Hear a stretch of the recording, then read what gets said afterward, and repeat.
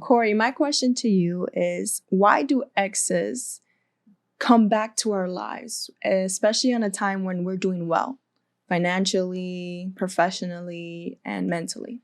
Because you're more attractive, you're more valuable at that point than you were before if you were less successful.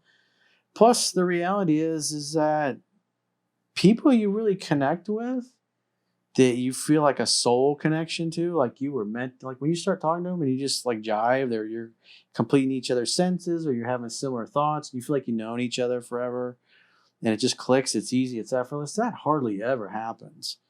And the analogy I always use is, how often do you meet a new best friend? Like that's something that may happen at once or twice a decade, maybe. Somebody that's really tight and becomes part of your inner circle. It's so good people that are good for you, good to you, good for your soul. They almost never come along. And when you have an intense relationship, and also rejection breeds obsession, and then that relationship ends, especially if the person that's coming back got dumped or was a dumper, they didn't find anybody that sets their soul on fire or makes them feel as attracted or as into somebody as they wanted to. Or maybe they got a new perspective. Maybe they did some therapy, or maybe they spent 6 months meditating and went going to retreats and like, I really was kind of a fucking asshole. Or I kind of really was a fucking cunt. I probably should apologize. And then you reach back out, or you start to miss the person, or what you did wrong, you get some clarity and you realize, you know what, I was the problem. And then you go, you want to fix that. And then other times as people settle or they ain't found anything better, especially when they come back after a few months, like 90 days or whatever, when they were the ones doing the dumping, it's like people leave because they think they're going to find something better, or maybe they got involved with somebody else and it doesn't work out. And then they go back. I joke around, my friends joke around, call it heating up leftovers. But a lot of cases with my work and what I'm doing, these are people, especially guys that drove a girl away to the point where they got friend zoned or ghosted, or she dumped them and moved on and they haven't spoken. And what to do when she starts to reach back out. Like if they read a book like mine, they realize, wow, I did all these things that made me look unattractive and turned her off. She went from, her fucking pussy being wet all the time to being drier in a bucket of sand and not wanting to do anything with me if I was the last person on the face of the earth. And then they read the book and they see all these behaviors like, wow, she said that to me. Wow, I did that. And that's exactly what she said after that. And they realize what they did wrong and they want to fix it, because those guys want to fix things. And then it helps them get back to what they want. But like I said, you got to remember, most people settle and they ain't found somebody better, or maybe they get burned and then they want to go back. Because we always, as the longer the time goes by, we look at the past through rose-colored glasses. We may have hated that person or been pissed off at him or hurt by him or whatever. But 3, 4, 5, 6 months, a year or two later down the road, you start, especially if you get dicked over by somebody else worse or something bad happens, then, they're like, well, this other person treated me a lot better. And they realize late. Yeah, but like I said, it doesn't mean that they're going to stay with you forever. True.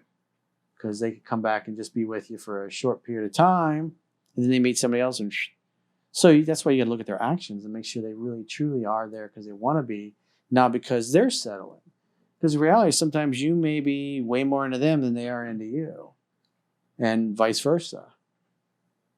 And you got to go with what feels right. And breakups suck. It's not fun. It's not pleasant. It's the worst thing ever, especially when you're leaving somebody or you're divorcing somebody. It's like, it's hard, but you got to be who you are. You got to do what feels right. But I think it also has to do, it's not just because they want to get back together with a girl. It could also be other motives and intentions. They need some fucking pussy. They want some sex. You girls want some dick. I mean, Jennifer and I were having this conversation the other night. She's, hanging out with, a dude, and it's not ideal. But she's like, well, she wants to get turned up.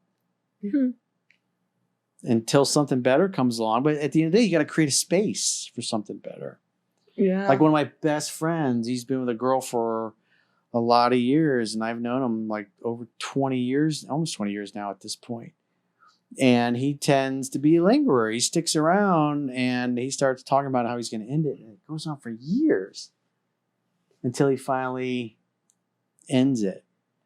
And then is single for a couple of years, and then, gets into a 3, 4, 5, 6, 7 year thing. And it's interesting to watch. When you know somebody a long time and the older you get, you see they're like people follow patterns. They just kind of keep going through them, or attracting the same people until you get the lesson. And then, you move on and you change how you do things.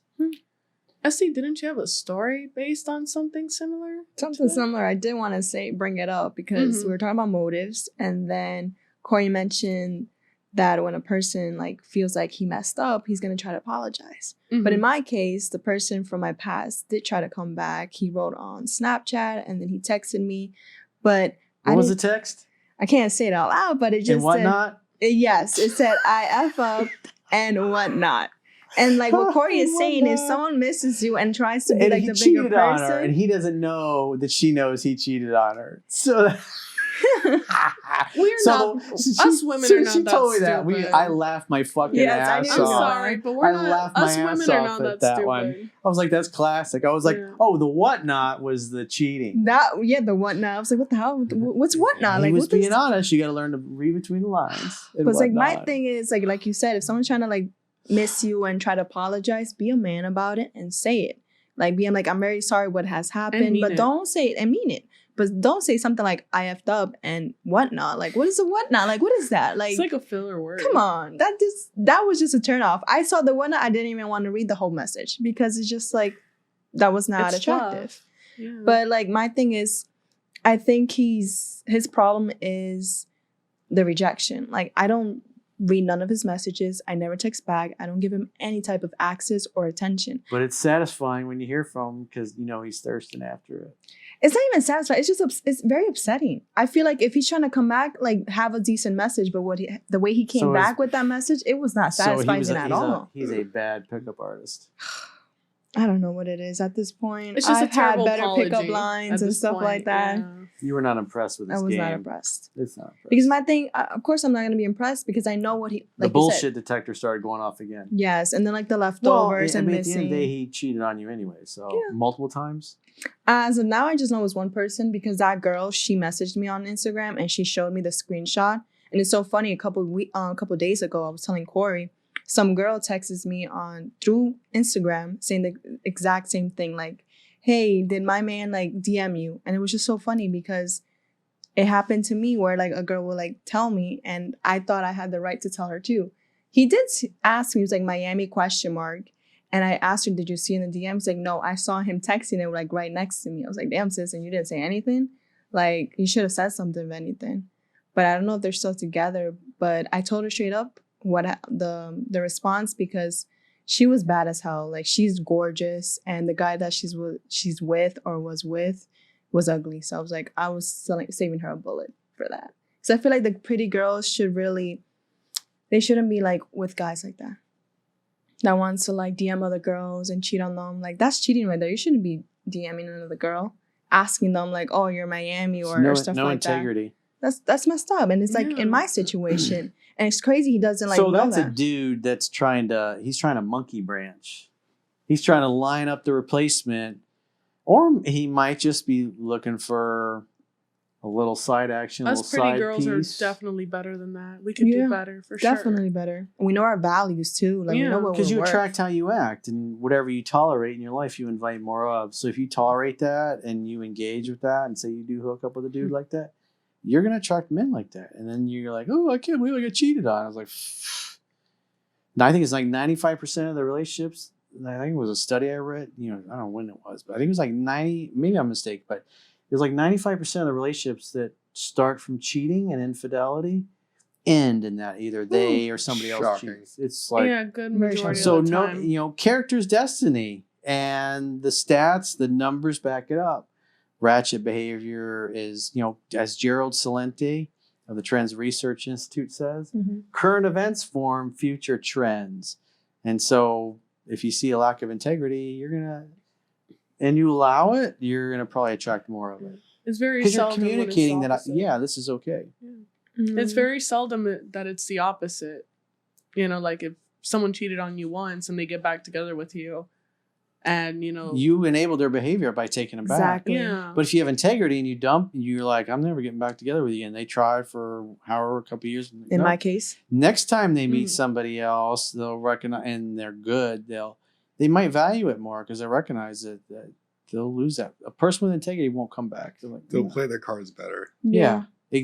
Well, maybe true. Well, yeah. Because the other thing is, once a cheater, always a cheater, right? Because character is destiny. So, I mean, there are people that do change, but the numbers are low. Current events form future trends. You have to look at people's actions and see, are they trustworthy? Yeah, looking at people's actions is huge. And there's people that give second chances, and even they still fuck that up. Yeah.